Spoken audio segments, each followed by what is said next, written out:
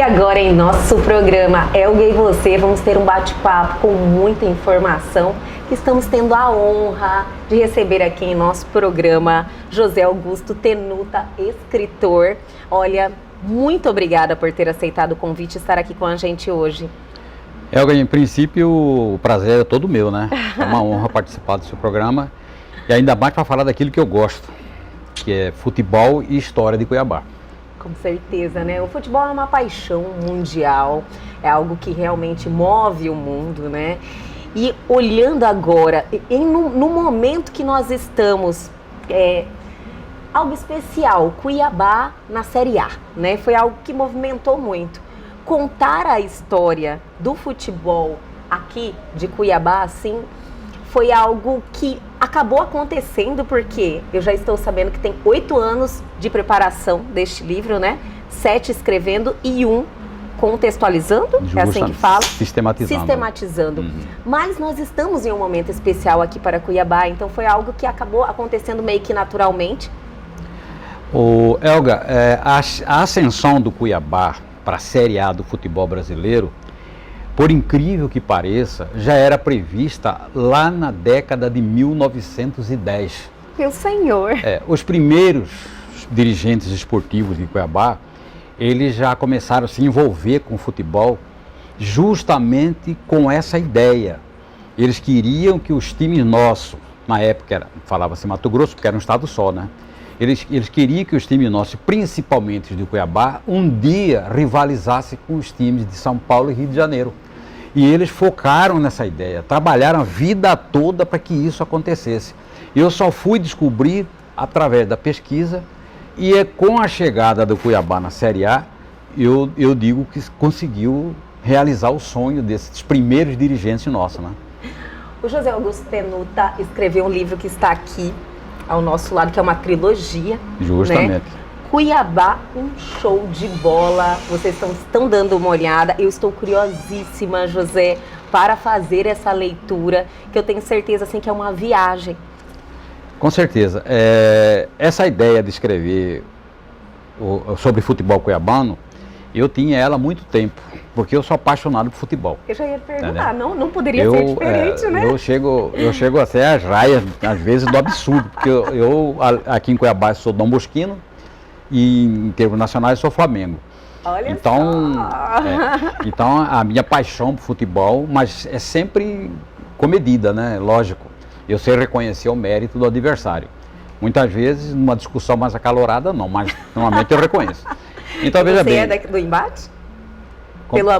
Pelo amor ao futebol? Ah, com certeza. Então, eu comecei a pesquisa sobre o futebol cuiabano e comecei uma pesquisa oral, conversa com outro, e eu fui vendo que as ideias, os fatos não batiam. Cada um contava o determinado fato conforme a cor da sua camisa, do time que ele torcia.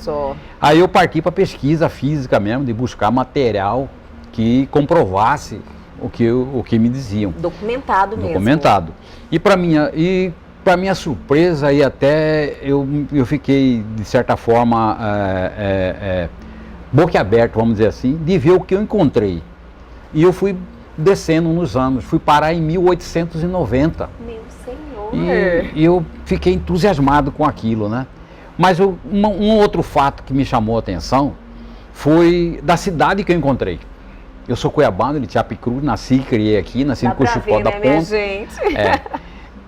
Cresci no centro histórico e depois, aí eu costumo dizer que eu virei gente ali na Rua do Mundel, perto de Santa Casa. Sim. E eu nunca gostei que as pessoas, principalmente de fora, diziam que em Cuiabá se encontrava índio para rua, encontrava jacaré, onça, nada contra esses animais, nem contra o gentio, nem contra o índio. Mas até hoje isso permanece. Hoje ainda falam. Mas por que eles diziam isso? Porque de forma pejorativa. Está entendendo? O que ocorria com Cuiabá, que Cuiabá era distante, porque os meios de comunicação só existia um, que era pelo rio. Sim. Ou então viessem tropas de burro aqui por Goiás, que demorava 3, 4, 5 meses. Então eu digo o seguinte, que as coisas demoravam para chegar, mas chegavam. E eu encontrei, Elga, uma cidade extremamente novidadeira, viva. Sim. Cuiabá curtia tudo que existia de mais moderno. Olha. Podia ser aonde fosse, porque os filhos dos coronéis que aqui moravam, e iam estudar em São Paulo, Rio de Janeiro, Recife, Lisboa, Madrid e Paris. Esse pessoal um dia voltava para cá e eles voltavam cheios de novidade. Com certeza. Só para você ter uma ideia, consta do livro. O cinema foi oficialmente dado como surgimento em 1895 através dos irmãos Lumière na França, em Paris. Em 1904 já tinha cinema em Cuiabá.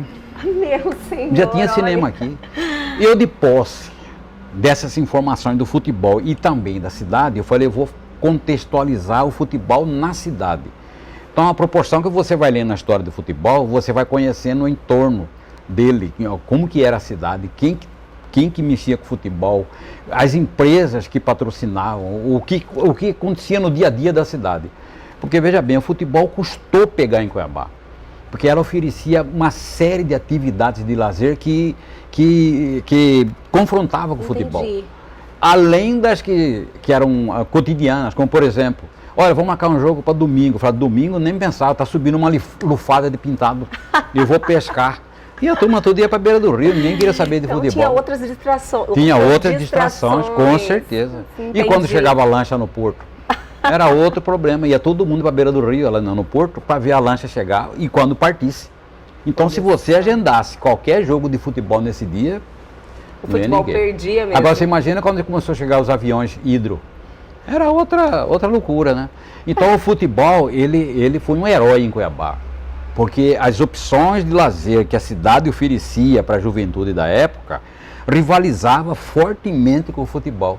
Enquanto ele já era realidade no mundo, até no Brasil, no Sudeste e no Sul, aqui em Cuiabá ele engatinhava, não andava mesmo, entendeu? Olha só. E eu construí uma narrativa dessa epopeia do futebol na cidade e mostrando como que era a nossa Cuiabá. Para que esse estigma de fim de mundo, esse estigma de que aqui um índio andava para a rua, jacaré, não era nada verdade. Raiz por terra, da forma pejorativa como colocavam, né? Sim. O índio podia andar, porque nós tínhamos a tribo de índio aqui perto. Jacaré, onça, hoje se encontra em São Paulo, na cidade de São Paulo tem. A capital paulista tem uma tribo de índio lá dentro, você sabe. Não sabia, Tem uma tribo de índio dentro da cidade de São Paulo. Mas não se fala. Não se fala. José, eu sou muito curiosa. 7 anos de pesquisa para você preparar um livro. Como é que funciona? Como que é muita dedicação?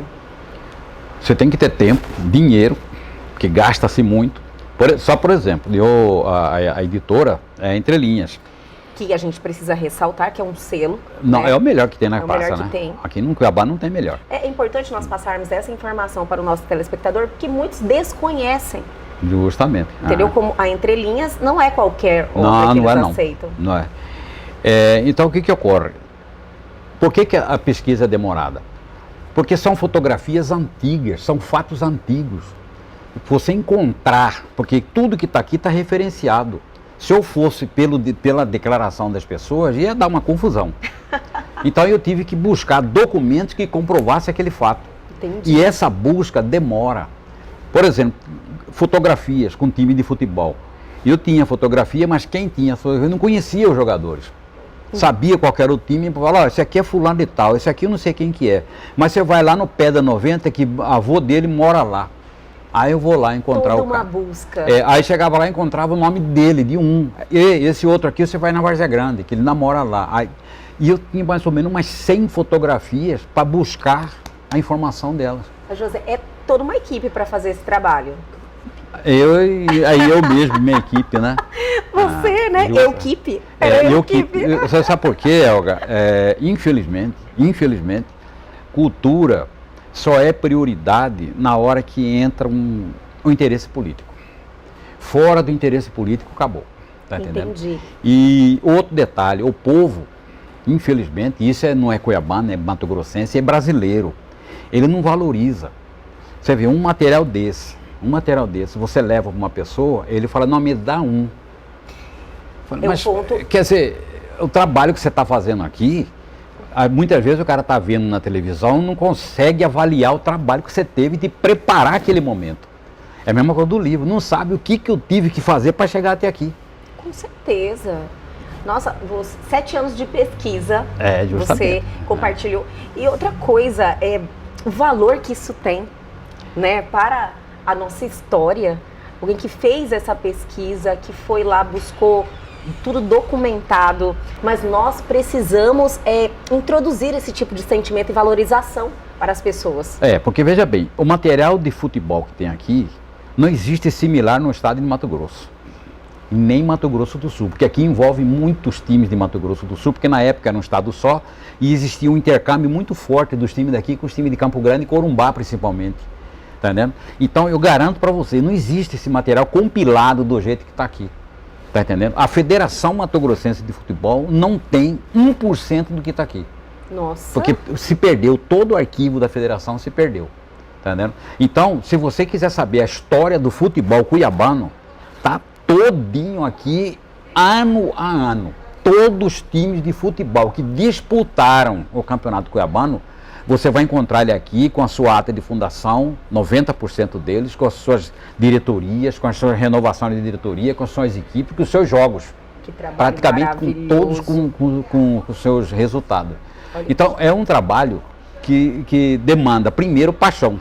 Se eu não gostasse de futebol, não ia fazer isso. Não tinha como. E outra coisa, eu acredito que a entrega também não seria a mesma. Com certeza, com certeza. José, nós vamos lá, tem muito bate-papo. Quem quer saber um pouquinho sobre futebol, sobre a nossa história com o futebol, não se mova, não saia daí que a gente vai chamar o intervalo bem rapidinho, mas já volta.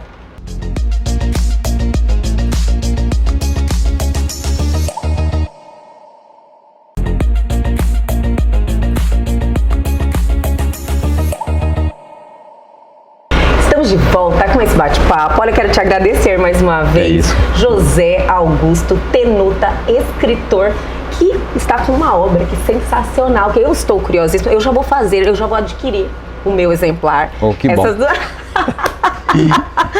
Os volume 1 e volume 2 e o volume 3 já está pronto. Ele está editado, falta só ir para a gráfica. O Elgon, eu queria fazer um alerta, porque muitas vezes as pessoas pensam que o futebol aqui é de 70 para cá com a inauguração do Verdão. Eu quero dizer para vocês que na década de 40, 50 e 60, principalmente 50, o futebol de cuiabano era espetacular. Olha! Para você ter uma ideia, em 1952, porque existia o Campeonato Brasileiro de Seleções de Estado. Mato Grosso, em 1952, pela primeira vez, formou uma seleção com jogadores de Cuiabá. Nós fomos eliminados no Rio de Janeiro, na semifinal pela seleção mineira, em 2 jogos, porque no primeiro ela não conseguiu eliminar então, Mato Grosso. Teve outras épocas de glória. Não, eu considero 1952 como o ápice do futebol cuiabano. O Cuiabá chegou agora, mas em 52 nós já estivemos na elite do futebol brasileiro, através da seleção. Dessa informação. E tem toda a história aí dessa epopeia da seleção de Mato Grosso. Nós jogamos em Goiânia, jogamos no Amazonas e fomos para o Rio de Janeiro. Eu quero chamar a atenção para essa foto. Eu sei que tem uma história, não é à toa que ela está na capa do livro. Quero que você nos conte a história. A história dessa foto é o seguinte, porque na minha pesquisa eu fiquei sabendo que as 2 primeiras bolas de futebol vieram para Cuiabá em 1905. Olha. Vieram 2 bolas, uma bomba para inflá-las e uma cartilha de regras da FIFA. Quem trouxe foi o padre Dom Antônio Malan, lá do Colégio Salesiano São Gonçalo. Quem me contou essa história foi o saudoso William Gomes, que era um historiador também e um jornalista esportivo. Sim. Aí eu falei para ele, William, você tem um documento para me provar? Ele falou, tenho, tá lá em casa, eu consegui. Ele me falou, não lembro aonde. Nesse ínterim de eu ir buscar, não ir buscava amanhã, vou depois, ele faleceu. Olha só. E eu fiquei sem o documento. E então essa história ficou fora, porque eu não ia colocar no livro sem ter um comprovante. Entendi. Você está entendendo? Eu chegando em Campo Grande, fui lá no Colégio Dom Bosco, em busca de outras informações sobre o Clube Dom Bosco, e eu vi na mesa do rapaz lá essa foto. Aí eu perguntei, o que é essa foto aqui? Ele falou para mim, é lá do seu colégio, lá de Cuiabá. Olha só. Tá entendendo? Eu falei, peguei, olhei, ele falei, de que ano que é essa foto? Ele falou, 1905 ou 6. E eu falei, eu olhei embaixo, se você observar, tem uma criançada jogando bola. Jogando bola. Quer dizer, é uma foto documento para mim. Sim. Eu falei, você me permite tirar uma cópia dela? Ele falou, toda a vida pode levar sem problema. E ao chegar na editora, o pessoal falou, essa foto aqui é capa do livro, não tem que ser. Que é uma foto do energia, né? Aconteceu acidentalmente. Prova que o futebol aqui realmente começou em 1905 dentro dos muros salesianos. O pessoal jogava bola lá dentro, até que o Dom Bosco, o Clube Dom Bosco, ele é derivado do ofertório festivo Dom Bosco, que era um time lá de dentro, só que o Dom Bosco foi fundado em 1925, mas ele já existia lá no colégio. Sim. Por isso que eu digo que o Dom Bosco tem mais de 97 anos, porque ele já existia antes como ofertório festivo Dom Bosco. Olha só, o primeiro estádio que foi construído aqui foi o do Trinha? Não. Não? O primeiro estádio que se construiu em Cuiabá foi o Campo do Bosque. Estádio dentro das regras da FIFA. Sim. Que foi construído pelo pai do ex-governador Frederico Campos. É uma história espetacular que consta do livro. Está tudo aí. Eu comecei a entrevista falando do momento do nosso futebol, que está todo mundo com essa energia, todo mundo com muito orgulho do nosso time. Para você, mudou algo em relação? Porque a obra está aí há 8 anos no total já. Foi algo que aconteceu, foi um presente, eu acredito que foi, mas efetivamente mudou alguma coisa? Não, não mudou nada. Não muda não. Não muda? Não muda. Porque, veja bem, o Cuiabá, apesar dele ser o Cuiabá, é um time de empresários fora daqui. Sim. Tá entendendo? E a torcida que o Cuiabá está conquistando agora, a maioria de jovens. Infelizmente, os jovens brasileiros não têm muito hábito da leitura. Ele vai na internet, ele quer informação rápida, de consumo rápido, mas leitura não. Então, pelo motivo do Cuiabá ter chegado onde chegou, era para despertar no povo uma curiosidade de saber como é que o Cuiabá chegou até ali. Sim. Porque o Cuiabá não chegou aí, como eu disse para você, de um momento para outro. Existia uma história por trás que levou o Luverdense a disputar a Série B também por 3 ou 4 anos seguidos, aí veio o Cuiabá. Tudo uma sequência, você está entendendo? Como eu falei para você, os nossos primeiros dirigentes, o foco deles era levar um time nosso para a elite do futebol brasileiro. Já há muitos anos já existia, isso era muito antigo. Sim. Muito antigo. Inclusive, como eu falei para você, tem um artigo que saiu em 1942, na Folha do Povo de São Paulo, um jornalista paulista que conhecia o futebol nosso dizia, naquela época, Mato Grosso ainda vai ser campeão brasileiro. Olha pela qualidade dos seus jogadores. Isso em 42. Isso em 42? Em 42. José, eu estou muito curiosa. Cuiabá com Y. Eu acredito que vocês notaram isso. Por quê? Porque a ortografia da época era essa, né? Tem mais um detalhe. Eu procurei retratar na obra como é que se escrevia ano a ano. Até Cuiabá no início do século era com Y, aí você vai ler no livro, você vai perceber na hora que eles mudam, passa a fazer com I. Ranulfo Paz de Barro, que foi o maior dirigente esportivo que Mato Grosso teve, sim, ele se escrevia com PH, Ranulfo com PH. Aí você acompanha as matérias de jornais nossos, a hora que ele passa a usar o F. O comércio escrevia com 2 M. Aí ele para e começa com um M só. Diretoria era com C mudo, aí muda. Então eu calculo que para a faculdade de jornalismo é espetacular, ele vai acompanhar como que o jornalista da época escrevia e como foi ocorrendo a mudança. Um fato interessante que eu descobri, Helga, foi quando os jornais nossos aqui descobriram as manchetes. Que antigamente o jornal era só assim, um navio chegou no porto, aí desenvolvia o conteúdo. Entendi. Aí quando veio a época das manchetes de jornal, cada manchete que você espetacular. Isso mais ou menos em que anos? De 40 para frente. 40 e tem vários exemplos de manchete aí que você chora e é uma coisa espetacular, sabe? Realmente é uma viagem. É uma viaging. Isso que eu falei. A proporção que você vai acompanhar no carro do futebol, você vai acompanhar na evolução da cidade. Tudo que acontecia aqui. Tudo, a chegada do primeiro avião, a chegada do primeiro hidroavião. Olha só. Entendeu? Nós tínhamos agência de carro aqui em 1925. É muito mais que a história do futebol. Ah, não, é uma história completa da cidade. História de Cuiabá. O futebol é o carro-chefe, né? Ele conduz a história de Cuiabá. Olha que maravilhoso. Eu não posso estar falando para você algo aqui que não é, porque você vai abrir, vai olhar e falar assim, não é não, tá aqui. Tá registrado. Falando sobre isso, José, você como escritor, Hoje, com a facilitação da internet, de você ter aí acesso à informação, muitos se acham escritores. Justamente, porque tudo uma profissão. Você falou muito em pesquisa, documentação e a sua responsabilidade com o conteúdo. Justamente. Você entende mais ou menos o que eu estou falando, eu né? Eu sei. O que ocorre? Tem escritores, tipo Jorge Amado. Ele sentava, da cabeça dele vinha uma história e ele mandava ver. Tá entendendo? Né? Saía aqui. Eu já sou diferente. Para mim é pesquisa. Ou então contar fatos que eu vivenciei, como no primeiro livro, 90% dos fatos que estão no primeiro livro eu vi. Tá entendendo? Eram personagens aqui do nosso folclore que os escritores tradicionais não registraram. Eu falei, mas o pessoal só registrou esse e esses outros aqui? Ah, não tinha muita importância? Tinha sim, pois é. Aqui tinha um personagem chamado Mexidinha. Era um personagem fantástico. Esse aí ninguém nunca preocupou em registrar. Esqueceu pela história. Aí eu contei uma pequena história dele, né? Sim. E um dos personagens que o pessoal mais gostou do livro foi ele. Tá entendendo? Só. Então eu fiz questão de registrar personagens, fatos ocorridos. Tá entendendo? Aqui nós tínhamos na época era guarda civil, um policial chamado Marcidão. ele era o policial, ele investigava, ele prendia. E ele julgava.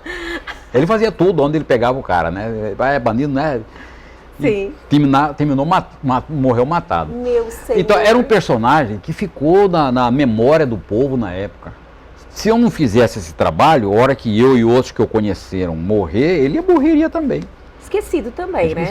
Esse livro, eu vou ver se eu consigo por favor. Agora, falando de outras obras também, sei que você tem várias, não foi o seu primeiro livro. Você pode contar um pouquinho essa parte pra gente? Olha, com esses 3 aqui, são 4. A primeira foi essa, do Cuiabá da Chapa e da Cruz. Cuiabá da Chapa e da Cruz foi o seu primeiro livro. É o primeiro que conta, que registro esses personagens, esses fatos folclóricos. Mas esse foi o seu primeiro livro. E você escreveu 4 no total? Escrevi mais 3 agora, né? Mais 3 agora, que é essa trilogia agora, do Cuiabá, um show de bola. Hoje, quem quer adquirir o Cuiabá, um show de bola, como é que faz? O único meio que eu encontrei é a pessoa me liga. Diretamente eu pego e levo de mãos. Nossa, que maravilha. E quando por exemplo, esse aqui, já mandei ele para os Estados Unidos, já mandei para Lisboa, Madrid, e São Paulo, Rio de Janeiro, Minas Gerais, porque Cuiabanada onde tem, pela internet ele vê e me liga. Aí ele faz o Pix e eu mando para eles, entendeu? Olha que maravilhoso. Tem um telefone direto é o seu, então as pessoas podem entrar em contato. É só para mim, porque se é 2, 3 telefones, eu tô só com um. Tá entendendo?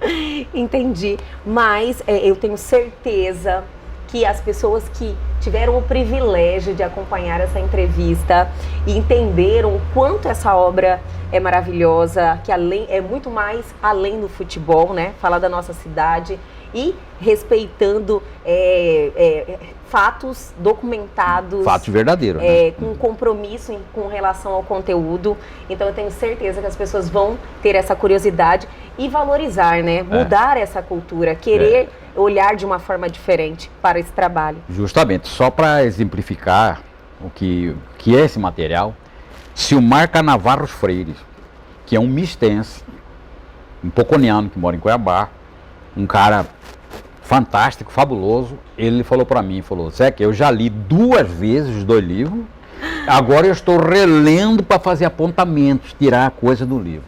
Ele falou, olha, eu não consegui parar, a hora que eu comecei a ler o primeiro foi de tacada os 2 livros. Eu tenho certeza que é essa Isso é um material com mais de 300 páginas cada um, né? Mais de 300 páginas? Mais de 300 páginas, tem material pra caramba aí. Gente, conta pra gente uma história que mais chamou sua atenção desse livro.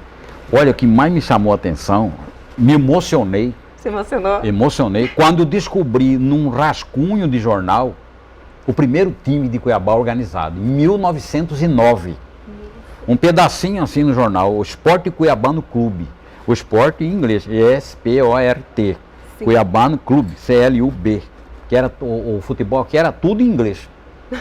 Esporte Cuiabano Clube convida os seus jogadores para uma partida amanhã, 5 horas da manhã, no Sesc Arsenal, que não é Sesc, era no Arsenal, Arsenal de Guerra. Entendi. Lá tinha um campo lá, era um espaço não era um campo, era um espaço, que ele ia jogar o time A contra o time B. Nesse dia eu arrepiei, porque eu estava buscando, não encontrava nenhum time e consegui encontrar esse. E o outro foi a performance da seleção mato-grossense de 52. Foi um fato foi que você me contou, espetacular, aquilo ali, assim, emocionei. Realmente impressionada. Impressionante. Não sabia que já tinha tido essa projeção no nosso futebol. Já tinha, sim. Que maravilha. Em 28 e 29, Mato Grosso disputou o Campeonato Brasileiro no Paraná e em São Paulo. Só que eram jogadores só de Corumbá e Campo Grande. Sim. Porque daqui não tinha como ir, até chegar de lancha em Corumbá, é difícil pra caramba, entendeu? Olha, que bom, né? Que agora... Isso tudo está registrado aí. Que maravilha, eu tenho certeza que realmente é uma obra que nós precisamos. Vale a pena. Vale a pena, com certeza, e eu vou fazer essa leitura. E eu quero te agradecer muito, José Augusto Tenuta. Isso. Muito obrigada por esse bate-papo. Não perca essa paixão que você tem e essa vontade de escrever, não pode se perder de forma nenhuma. Você falou, olha, eu tenho uns projetos, mas não sei se eu vou colocar em prática. Coloque. Vamos tentar. Vamos tentar juntos. E a gente quer estar aqui para te incentivar. E eu queria aproveitar também, Elga, porque eu tenho que agradecer, assim, até para você aqui, a pessoa que facultou que esse livro fosse realizado, que é o deputado Allan Kardec. E que hoje, até por sinal, ele está fazendo aniversário, né? Um abração, Allan. Tá entendendo? Parabéns. Que viu o material, ele gosta do futebol, ele defendeu uma tese do mestrado dele sobre futebol, mas de bairro de Cuiabá. Ele ficou entusiasmado com o que ele viu e falou, Zé, que eu vou te ajudar, vou te arrumar uma emenda parlamentar. Tá entendendo? Olha, que porque maravilha. Se não fosse assim, estava até hoje lá na editora. E nós não teríamos essa oportunidade de ter uma obra dessa qualidade. Olha, obrigada, né, ao deputado Allan Kardec. Allan Kardec. E parabéns, viu, pela iniciativa, né, de chegar e pelo realmente apoio, eu acho que... promover um trabalho desse. Com certeza. José Augusto Tenuta, obrigada mais uma vez por esse bate-papo, obrigada por estar aqui em nosso programa, e as portas do nosso programa estão abertas para você, viu? Retorne sempre que precisar, sempre que quiser ter esse bate-papo com a gente. É só você me convocar, isso. Então já está convidado. Obrigado pelo espaço. Muito obrigada. E o Elg Você de hoje continua na sequência, mais um bate-papo sensacional lá em nosso estúdio. Vamos dar aquela paradinha bem rapidinho e já voltamos.